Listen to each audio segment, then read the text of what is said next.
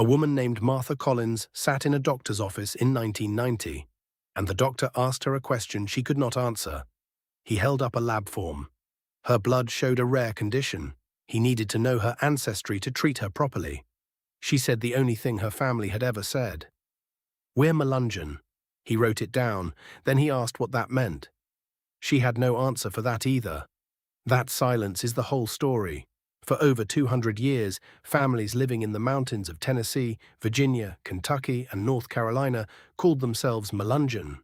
Their skin was often darker than their neighbors. Their features did not match the boxes on any census form.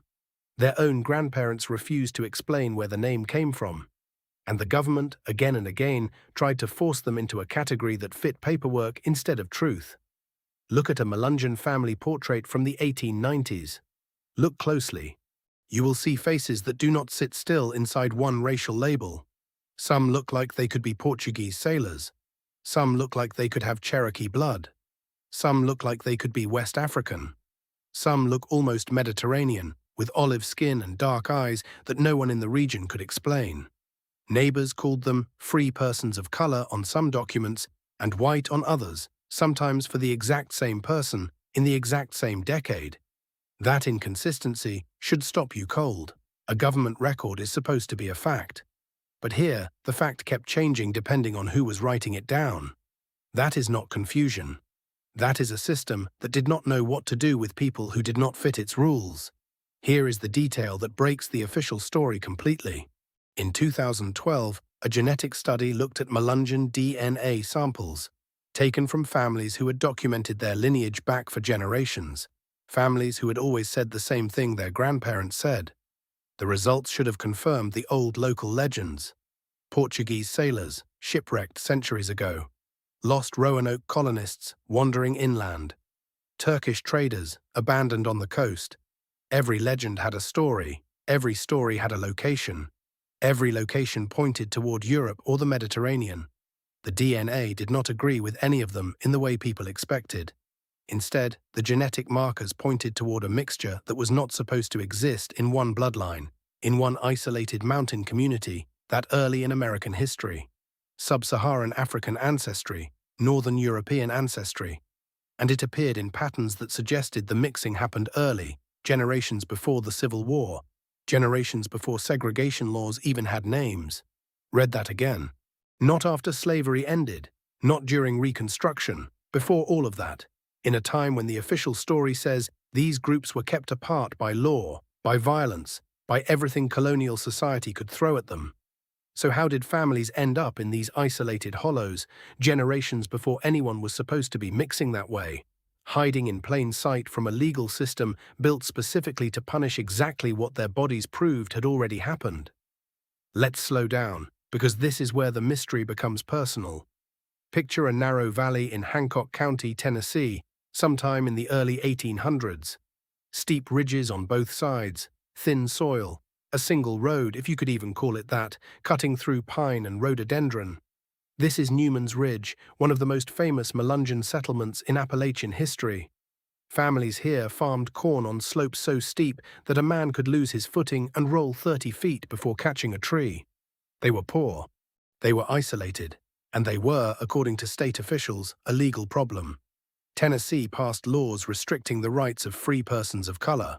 No voting, no testifying against white citizens in court, no serving on juries, no marrying outside their designated category. The families on Newman's Ridge were told again and again which box they belonged in, and again they refused to accept it. Court records from the 1840s show Melungeon families fighting legal battles just to vote, just to testify in their own defense, just to be recognized as citizens with basic rights. Some won, some lost. All of them insisted under oath in front of judges who had every incentive to categorize them out of existence that they were not what the law said they were. They said they were Portuguese, not we don't know, not it's complicated. Portuguese, specific, confident. Passed down like a family heirloom, generation after generation, whispered from grandmother to granddaughter, insisted upon in courtrooms where the wrong answer could mean losing everything. Why would an isolated mountain family, with no ships, no coastline, no obvious connection to Portugal at all, hold on to that one word with such stubborn certainty. Here's where it gets stranger, because the legend didn't stay small. Over the decades, the story around the Melungeons grew, and it grew in a direction that should raise your suspicion. Newspaper writers in the 1840s described them using language soaked in fear and fascination at the same time. One infamous article claimed they were descended from pirates, renegades, and outcasts, living outside all civilized law. Another claimed they were the last remnant of a lost European colony, a romantic mystery hiding in the hills. Another said they carried exotic blood from Turkish ancestors, brought over as enslaved laborers centuries earlier and forgotten by history. Notice what all these theories have in common. Every single one keeps the story safely away from a much simpler explanation. Everyone avoids the possibility that ordinary European settlers, ordinary enslaved and free African individuals, and ordinary indigenous families had lived, worked, and had children together, quietly, for generations, in defiance of the very laws meant to prevent exactly that. That simpler explanation was dangerous. It threatened the foundation of a caste system that depended on clean racial lines. So the myths multiplied. Pirates, lost colonists, ancient Mediterranean traders, anything at all, except the truth sitting right there in the mountains the whole time. Now hold that thought, because the DNA evidence adds a layer that makes this even harder to dismiss. In the 2012 study, researchers compared Melungeon Y chromosome data, passed down strictly through the male line, against mitochondrial DNA, passed down strictly through the female line. If the founding legend were true, if Portuguese sailors had truly settled with local women, you would expect a certain pattern. European Y chromosome lines, possibly indigenous or mixed mitochondrial lines, if local women were part of that founding generation. That is not exactly what the data showed. The Y chromosome results leaned heavily European. But the deeper ancestral signal, the underlying mixture running through the whole community, pointed to African ancestry entering the picture as well, and doing so early. Early enough that by the time official records started calling these families free persons of color, in the 1700s, the mixing was already old news within the family, already part of the unspoken, unspeakable history nobody wrote down on paper. So picture this. A family standing before a magistrate in 1790-something, being asked to declare their race for a legal document that will determine whether their children can vote, whether they can own land freely, whether they can defend themselves in court. And the family says one word: Portuguese. Not because it is a lie exactly. Perhaps because somewhere, generations back, there really was a sailor, a trader, someone from the Iberian coast who arrived on this continent long before English colonists ever built Jamestown. But Portuguese was also useful. Portuguese was European enough to avoid the harshest restrictions. Portuguese was foreign enough to explain the skin, the features, the difference neighbors could see with their own eyes, without ever mentioning the African ancestry the law was specifically designed to punish. Was Melungeon ever one people, one bloodline, one clear point of origin? Or was it something else entirely? A legal shelter, an identity built out of necessity, worn like armor by families who had every reason to hide what modern DNA analysis is only now able to see. Consider the paperwork that generations of these families actually had to sign. Census takers came through these mountains every 10 years, and each time they had to write something in the box marked race. There were no good options. White invited legal challenges from neighbors who suspected otherwise. Black stripped away rights that families had fought court battles for decades to keep. Mulatto was a catch-all insult, a box built for people the system did not know how to file. So the census takers improvised. Some wrote white, some wrote free-colored. Some, in a strange twist that shows up again and again in county archives, simply wrote Portuguese, as if it were its own race, its own box, invented on the spot because the truth didn't fit the paperwork. Think about that for a second. A federal document, meant to be precise, meant to sort an entire nation into tidy categories, breaking down in real time because one mountain community refused to be simple. Now put a face on this, because numbers on a census page can hide the human weight of what was happening. There was a man named Vardy Collins, one of the founding names on Newman's Ridge, a name that still shows up on land deeds and old church records from that valley today. Vardy was not hiding in a cave somewhere unreachable. He built a homestead. He raised a family. He appears in tax rolls, in property disputes, in the ordinary paper trail of a man trying to live an ordinary life. And yet Vardy Collins and men like him spent years in courtrooms defending something most of their white neighbors never had to think about twice: the right to simply exist as citizens. Court after court, in Hawkins County and later in Hancock County, families with names like Collins, Gibson, Mullins, and Goins fought to establish on the legal record that they were not the free persons of color the law assumed them to be. Some judges agreed, some did not. The outcome often depended less on evidence and more on which side of a personal grudge the judge happened to sit. That is not history softened for a documentary. That is what the court transcripts actually show. Here's the part of the myth that almost nobody questions, and it deserves to be questioned. The Portuguese story, the Turkish trader story, the lost Roanoke colonist story, all of them share a quiet assumption underneath the surface. They all assume there was one single founding moment, one ship, one landing, one small group of outsiders who arrived, mixed with local people exactly once, and then simply stayed isolated for centuries, preserved almost like a fossil, unchanged and unchanging. That assumption is comforting. It is also almost certainly wrong. Isolated does not mean frozen. A mountain valley with one road does not mean a closed loop with no new arrivals for 200 years. Traders passed through, soldiers passed through, especially during and after the conflicts with Cherokee nations in the region. Escaped and freed individuals moved through these ridges looking for exactly the kind of terrain that made outside authority weak: steep, thickly wooded, hard to patrol, hard to tax, hard to control. Not one arrival, several arrivals spread across generations, each one adding a new thread to a story that families later simplified into a single safer word. This is where the 2012 study gets even more interesting, because researchers didn't stop at broad ancestry categories. They looked at specific genetic markers tied to particular regions of West and Central Africa, and separately at markers common in specific parts of Northern and Western Europe. If this were truly one founding event, you would expect a narrow, consistent signature. A handful of specific lineages repeating cleanly across every family tested, like a fingerprint left by one small group at one moment in time. That is not what the data showed. The signatures were broader than one shipwreck could explain, broader than one plantation, one trading post, one isolated meeting between a handful of strangers. The genetic picture looked less like a single seed and more like a river fed by several smaller streams, each one entering at a different point, each one carrying people from different places and different circumstances. Some geneticists interpreted this as evidence of multiple, separate mixing events over time, rather than one romantic founding story. Other researchers, working with smaller and less representative sample sizes, cautioned against drawing firm conclusions from limited family groups claiming Melungeon ancestry today, since many of the people identifying with the label by the 20th century were doing so culturally, not strictly through unbroken biological descent. Both points matter, and neither one cancels out the other. Genetics can tell you about biological ancestry.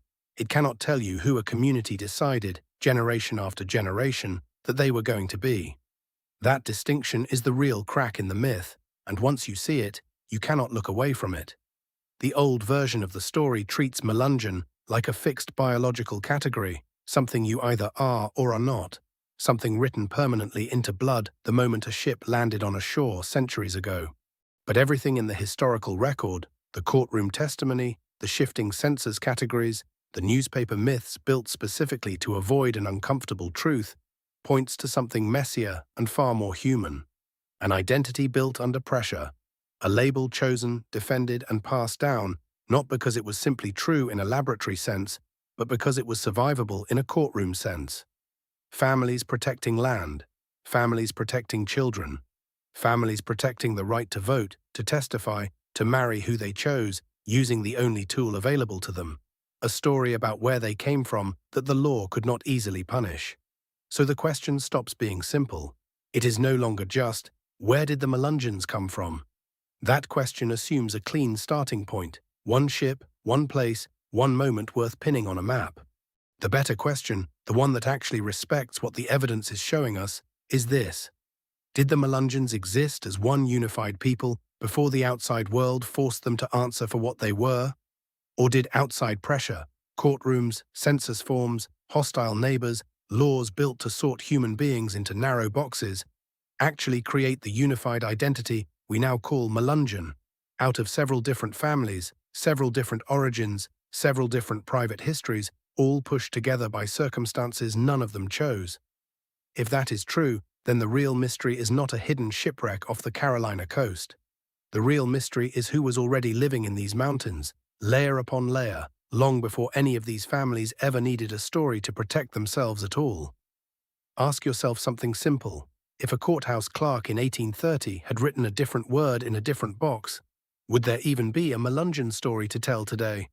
Would Vardy Collins have been just another mountain farmer, unremarkable, unrecorded, folded quietly into the general population like thousands of his neighbors? Probably. And that thought alone should bother you, because it means the identity we are chasing was not carved into stone by ancestry alone. It was carved into paper, by strangers, under threat. Look at what else the record shows once you start pulling threads instead of accepting the shipwreck story whole. Church rolls from the 1840s in that same region list some of these same family names as simply member, no racial notation at all, because a congregation sometimes cared less about ancestry than a courthouse did. Compare that to a tax ledger from the same decade, same county, where a deputy assessor scratched out white, wrote mulatto above it, then scratched that out too. 3 different officials, 3 different guesses. One family, unchanged, sitting in the same cabin the entire time. Not confusion on their part, confusion on the system's part. That is the pattern worth sitting with. The Melungeons did not wake up one morning uncertain of who they were. Outsiders woke up uncertain of how to file them, and that uncertainty got written into permanent government records as if it were fact. Here is something else the popular version leaves out entirely, and it changes how you should read every Portuguese answer these families gave to census men and neighbors alike. In several documented cases, oral histories collected in the 20th century from elderly Melungeon descendants describe being taught as children exactly what to say if a stranger asked about their people. Not a lie invented in the moment. A rehearsed answer, handed down like a family recipe, refined over decades because it worked just well enough, just often enough, to keep land in the family and children out of a segregated schoolhouse. Imagine growing up knowing the true answer to "what are you" was dangerous, while a slightly false answer was safe. Imagine watching your grandmother say Portuguese to a stranger's face 100 times, calmly, without flinching, because flinching once could cost the family everything. That is not myth-making for fun.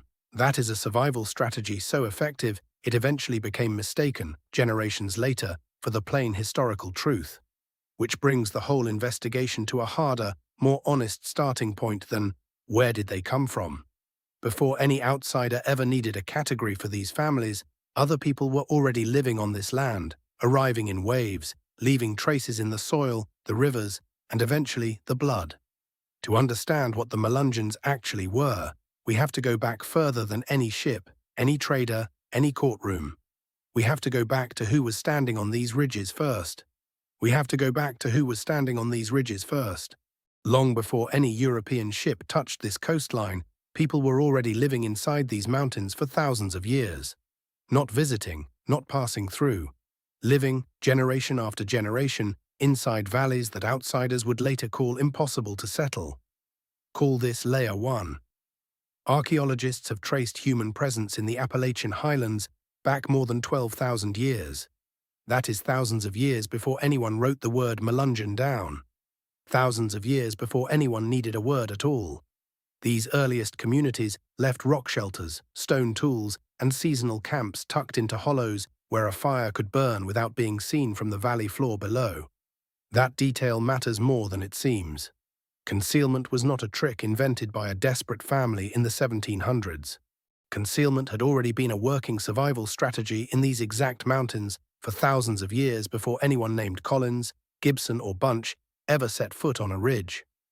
Mini conclusion: the terrain the Melungeons supposedly discovered in the colonial era had already been chosen, tested, and lived in by other people, for reasons that had nothing to do with hiding from a courthouse. By roughly 1,000 years ago, that early pattern gave way to something larger and more organized. Mississippian culture communities built earthwork mounds along the river valleys, cutting through these same ridges. The Holston, the Clinch, the French Broad. These were not scattered wanderers. These were towns with plazas, with leadership, with trade networks stretching hundreds of miles toward the Gulf Coast and up into the Ohio Valley. Picture a single trade route running along the base of these ridges, carrying copper from the Great Lakes, shell ornaments from the Gulf Coast, and salt from local licks, moving hand to hand between towns that never needed a European mapmaker to tell them where they were going. Long before the Great Indian Warpath was drawn onto a colonial survey and given an English name, it already existed as a working corridor. People had walked it for centuries. Europeans simply wrote it down later and called it new. Mini conclusion: the migration corridors that historians later credit to colonial trade were not colonial inventions. They were older paths, adopted by newcomers who followed lines other people had already carved into the land. By the time European explorers first pushed into the region in the 1500s, this landscape belonged to established nations. Cherokee towns controlled much of the South. Yuchi and Shawnee communities moved through the same river valleys at different points in different centuries. Catawba territory sat along the eastern edge, close enough to trade and close enough to clash. These were not primitive, scattered bands waiting for contact to organize them. These were structured societies with law, diplomacy, war, and peace, dealing with each other long before they ever had to deal with a Spaniard or an Englishman. This is layer 2, and it complicates the shipwreck legend more than most people realize. Spanish expeditions moved through this exact region in the 1500s, decades before Jamestown, decades before Roanoke even existed on a map. Hernando de Soto's expedition crossed through parts of the southern Appalachians in 1540.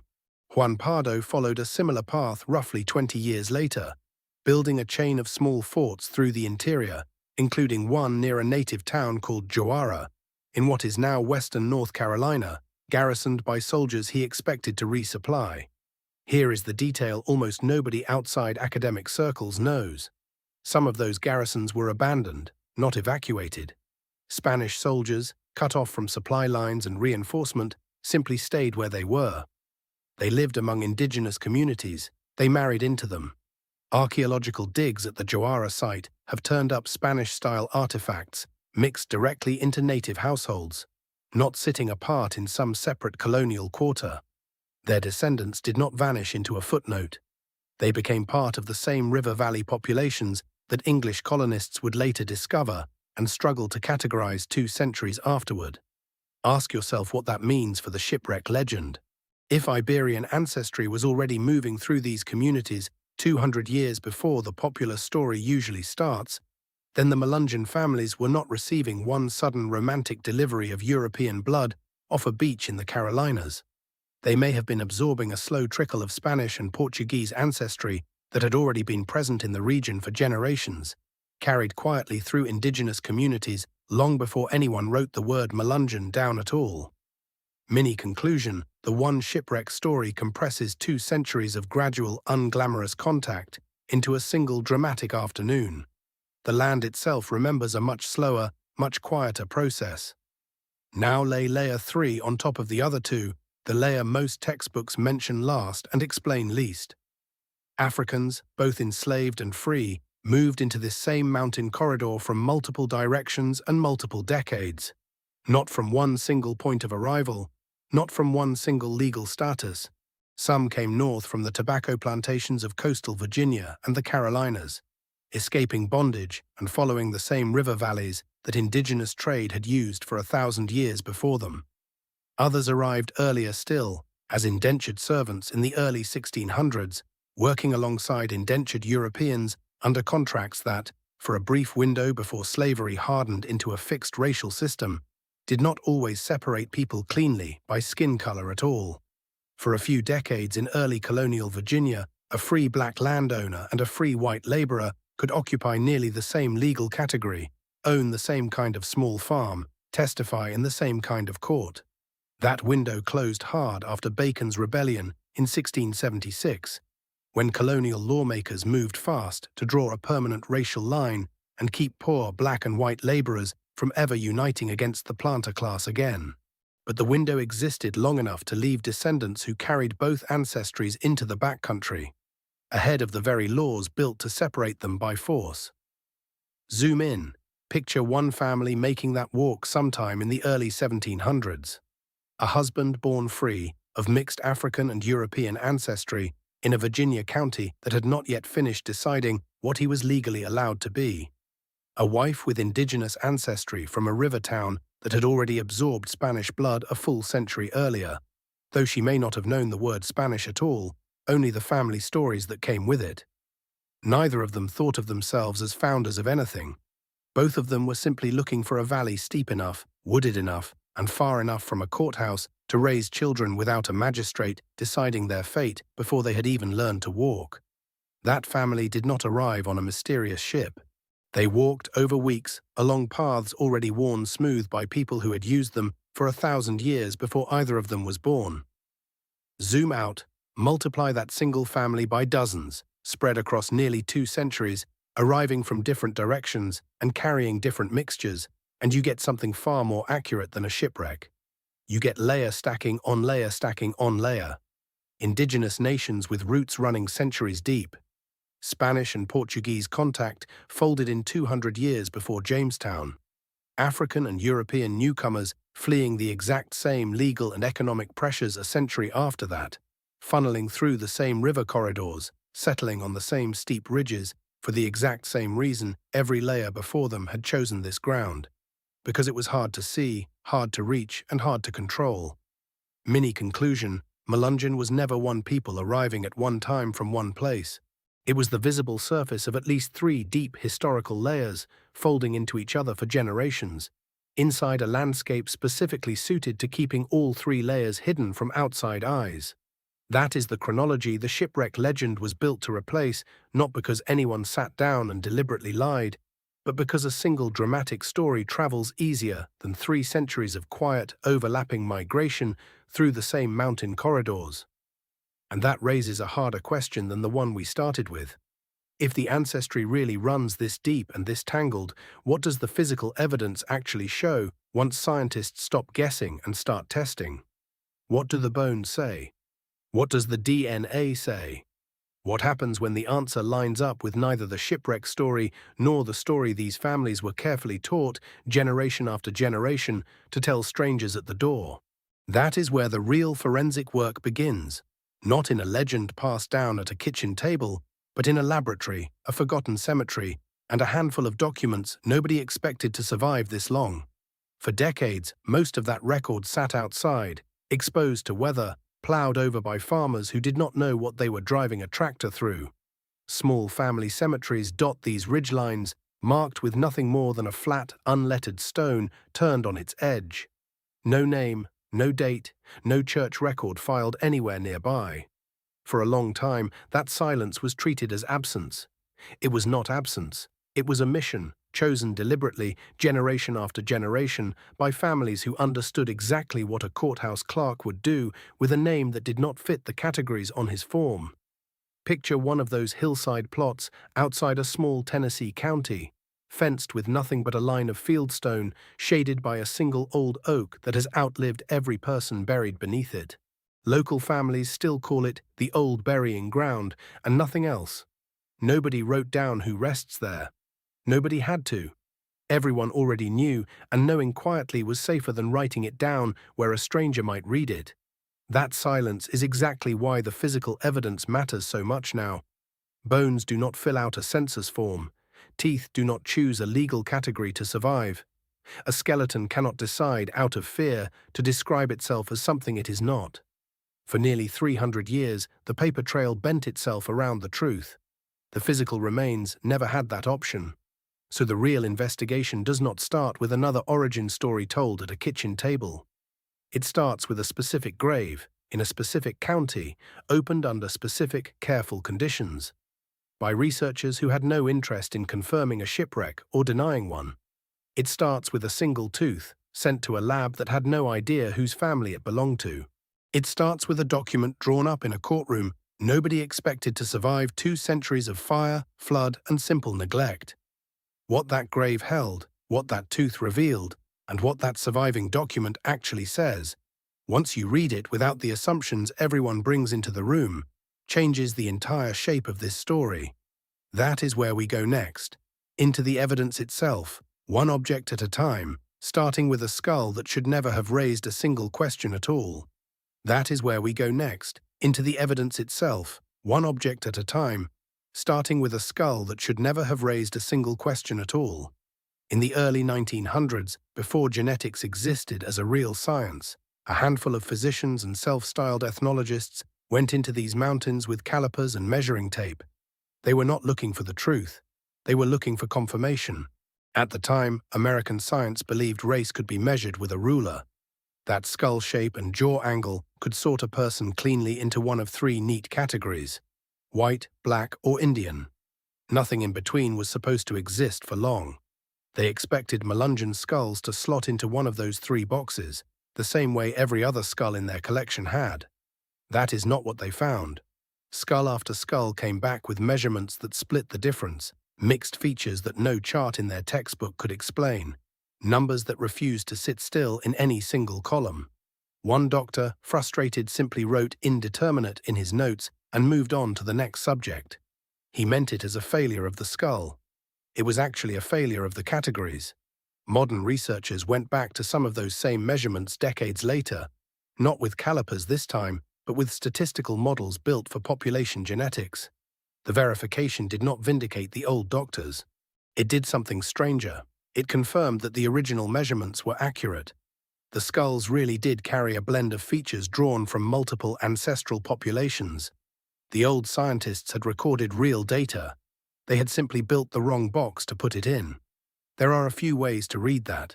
One interpretation says this proves nothing scientific at all, since skull shape is a poor and outdated tool for tracing ancestry, and it is. Another interpretation says it proves the opposite of what those early doctors intended. Not racial confusion, but racial mixture so consistent and so old that it had already smoothed itself into the skeleton itself, generation after generation. Either way, the conclusion is the same.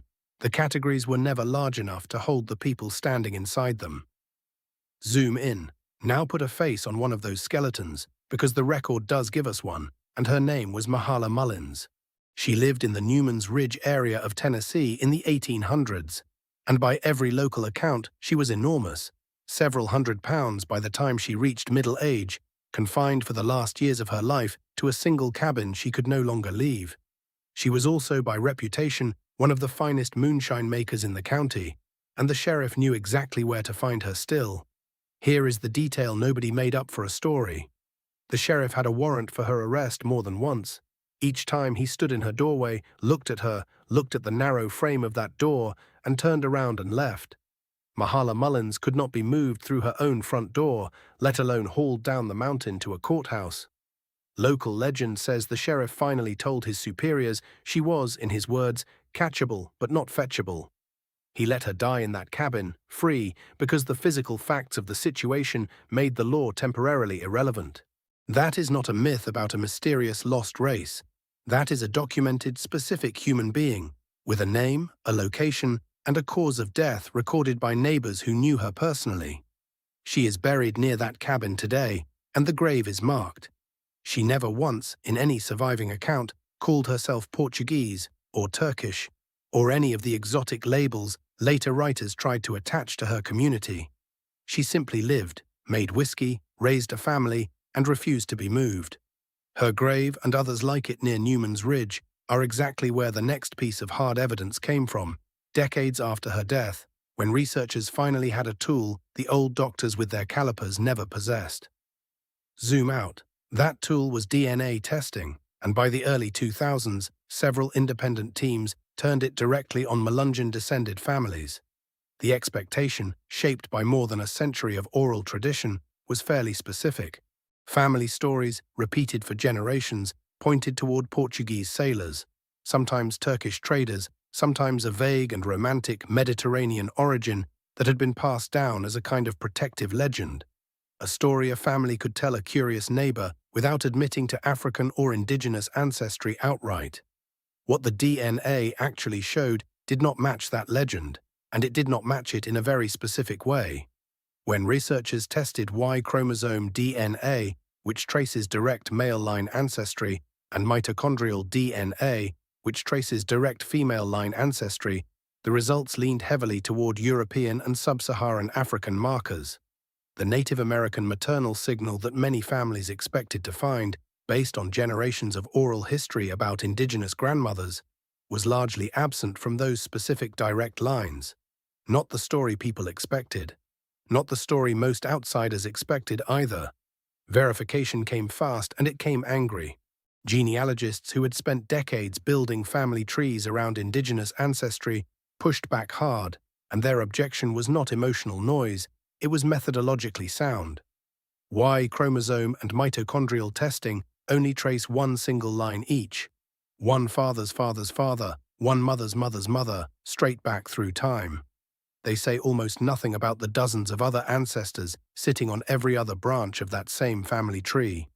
A family could carry rich, well-documented indigenous ancestry through a grandmother 4 generations back, on a branch that simple Y-DNA or mtDNA testing would never touch at all. So there are, honestly, multiple valid interpretations sitting side by side here, and it does no good to pretend otherwise. One interpretation says the early studies proved the exotic origin legend false, and largely, on the direct line evidence available, it did.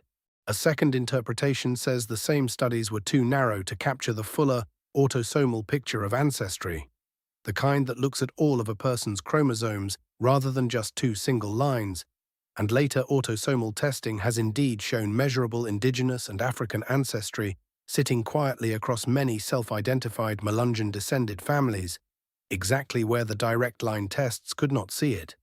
What that means for the larger case is this. The DNA did not deliver one clean verdict. It delivered a correction to the wrong question. The old question was, which single exotic origin explains these people? The DNA's real answer was closer to, there is no single origin. There are several arriving at different times, through different family lines, and any test that only looks at one line will only ever see part of the picture. If you want to start looking at your own family's story this same way, there is a free way to begin. Most direct-to-consumer DNA services will hand you a raw ancestry breakdown for the cost of a single kit, and that is a real, useful starting point. But a percentage breakdown on a screen is only part of the picture, the same way a single Y chromosome test was only part of the Melungeon picture. It does not show you the historical layers underneath the numbers, the migration routes, the legal records, the family patterns that actually explain how those percentages got there in the first place. We put together a full walkthrough that connects a raw DNA result to the actual historical layers behind it. The same kind of layered reading we are doing in this investigation. It is linked in the description if you want it. But stay here, because the most important discovery in this whole case is still ahead of us. Zoom in. While the DNA argument was still unfolding in labs and online forums, a quieter kind of evidence was sitting in a courthouse basement in Hawkins County, Tennessee, largely ignored because nobody had thought to read it as anything other than a routine property dispute. It was a document from an 1840s lawsuit, one of several so-called free persons of color trials, in which a Melungeon family sued to be legally reclassified as white. Understand what was actually at stake in a case like that. In much of the antebellum South, your legal racial category was not a minor bureaucratic detail. It determined whether you could vote, whether you could testify against a white person in court, whether you could carry a weapon, whether your children could attend the local school, whether you could be taxed and treated as a free citizen at all, or stripped of nearly every civil right the law offered. Losing a case like this did not just cost a family its pride. It could cost a family its land, its vote, and its legal personhood in a single ruling. The Hawkins County case, and others like it across several Appalachian counties in the same decades, hinged on testimony from neighbors, on physical appearance described in painfully specific terms, on old family reputation, and occasionally on a grandparent's memory of a marriage that predated any formal record. Some families won these cases, some lost. The rulings were inconsistent from county to county and sometimes from year to year, because the underlying legal categories were never built to describe the actual layered ancestry sitting in front of the judge. Here is the part that should stop you for a moment. These were not distant abstractions decided by strangers with no stake in the outcome. These were neighbors, ruling on other neighbors, deciding in a single afternoon whether a man who had farmed the same ridge his whole life would keep the right to vote in the next election. The law was not measuring ancestry. It was manufacturing certainty out of a situation that never actually contained any. Zoom out, put the skull measurements, Mahala Mullins's doorway, the DNA studies, and the Hawkins County courtroom side by side, and a pattern starts to emerge that none of them show clearly on their own. Every single piece of evidence, physical, genetic, legal, and personal, points toward the same uncomfortable conclusion. Outsiders kept demanding one clean answer, and the actual historical record kept refusing to give them one. That refusal is not a gap in the investigation. It is the investigation's most important finding so far. But there is one more layer of evidence, the hardest one to look at directly, that explains why so many families spent centuries protecting a vague, safe legend instead of the messier, riskier truth sitting underneath it. Here is the layer nobody wanted to look at directly, and it is the layer that finally explains everything else in this case.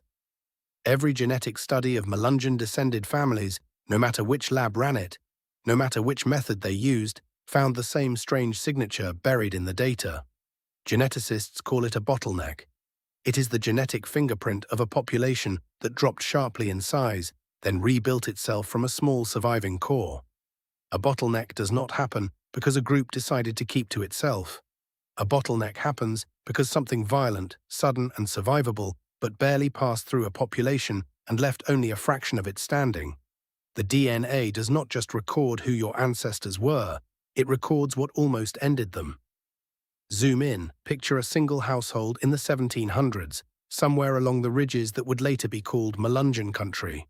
A European indentured servant, a formerly enslaved African man who had bought or earned his freedom, and an indigenous woman whose own community had already been broken apart by disease and displacement, are living under one roof, sharing land, sharing food, sharing risk. This is not a romantic frontier fantasy.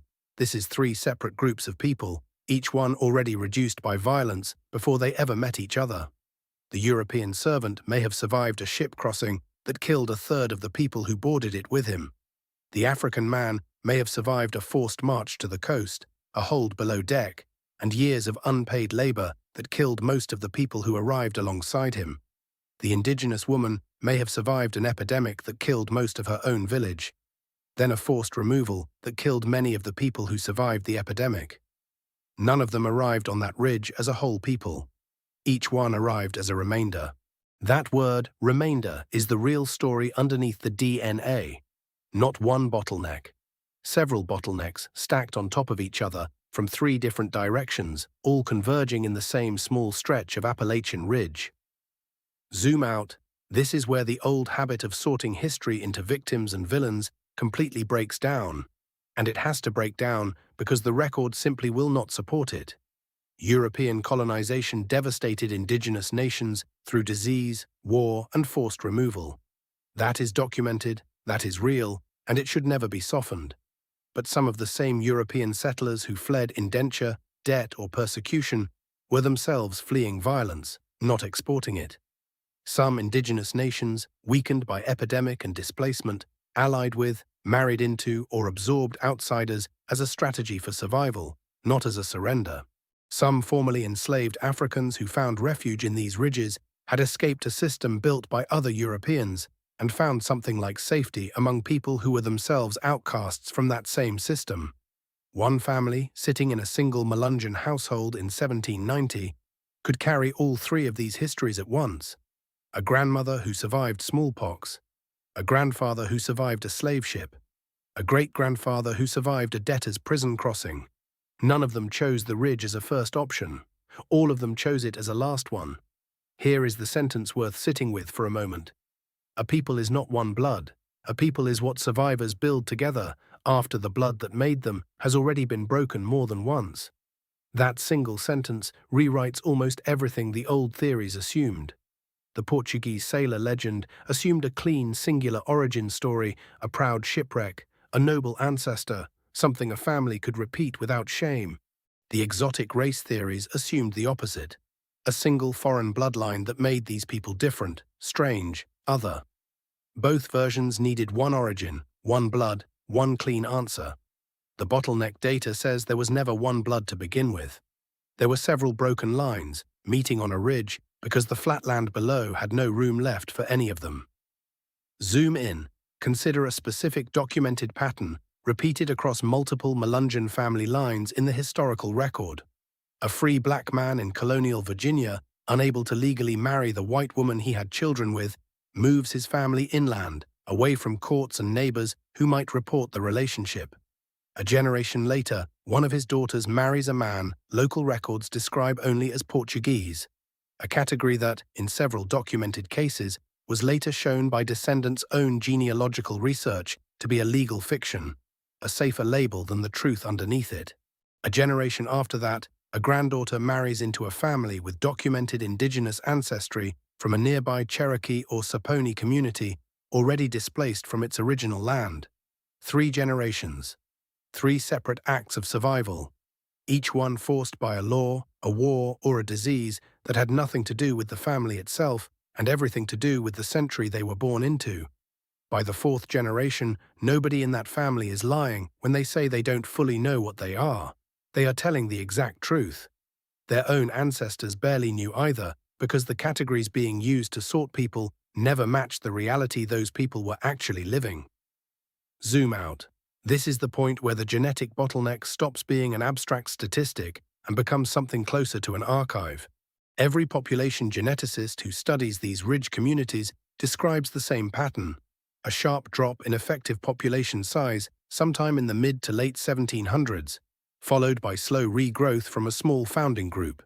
That drop lines up, almost exactly, with the decades of forced indigenous displacement, the peak decades of the Atlantic slave trade's impact on the southern colonies, and the harshest years of indentured servitude enforcement in the Chesapeake and Carolina backcountry. The DNA is not guessing at this history. The DNA is recording it, the same way tree rings record a drought or a fire, decades after the event, in a language most of us were never taught to read. And here is the part that should genuinely unsettle you. This is not only ancient history sitting safely behind glass in a museum case. Somewhere between 300,000 and 250,000 living Americans today carry Melungeon ancestry in their family tree, according to genealogical and genetic researchers who have traced these specific ridge community lines forward into the present. Many of them have no idea. Many of them grew up hearing a family legend about a Portuguese sailor, or a Cherokee grandmother, or simply some kind of Black Dutch, and never once heard the word Melungeon at all, because their own grandparents made absolutely sure that word died with them. That silence was not shame for its own sake. That silence was a survival strategy, passed down the exact same way the ancestry itself was passed down, quietly, carefully, and only partially explained, because full explanation had gotten people killed, disenfranchised, or reclassified against their will for generations before them. Zoom in.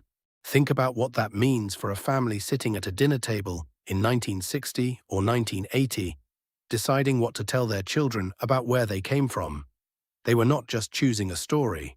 They were making the same calculation their own ancestors had made in that Hawkins County courtroom more than a century earlier, weighing how much truth a family could afford to carry out loud and how much had to be buried to keep the rest of the family safe. That calculation did not end with the 19th century, and it did not end with the 20th century either. It is still being made today by descendants who are only now getting DNA results back and discovering a history their own grandparents chose never to name out loud. And that discovery, happening right now in living rooms across the country, is exactly where this investigation has to go next. Go back to where this started. A photograph of a family that officials once labeled free persons of color, standing on a ridge that no map bothered to name correctly. That photograph looked like a mystery. It is not a mystery anymore. Not one bloodline. Several broken lines, meeting on high ground because the low ground had already been taken from all of them. Not a lost tribe, not a shipwrecked crew. A remainder, built from three separate histories of survival, stacked into a single household, a single surname, a single silence that lasted 200 years. The old myth needed a clean answer. A Portuguese sailor, a lost Spanish colony, some proud singular ancestor a family could name without flinching. The real record never offered that comfort, and it never will, because the truth is harder and more human than any legend could be. The truth is a European servant, an African man, and an indigenous woman, each one already a survivor before they ever stood on that same ridge together. Zoom out. Widen the frame one more time. This pattern is not unique to one ridge in Tennessee. Every population on Earth carries some version of this same architecture, layers of migration, collapse, and mixture, folded so tightly together that by the time descendants ask, "What are we?" the honest answer is always more complicated than the question expects. The Melungeons are not an exception to human history. They are a magnified, well-documented example of how human history actually works. Ask yourself something simple.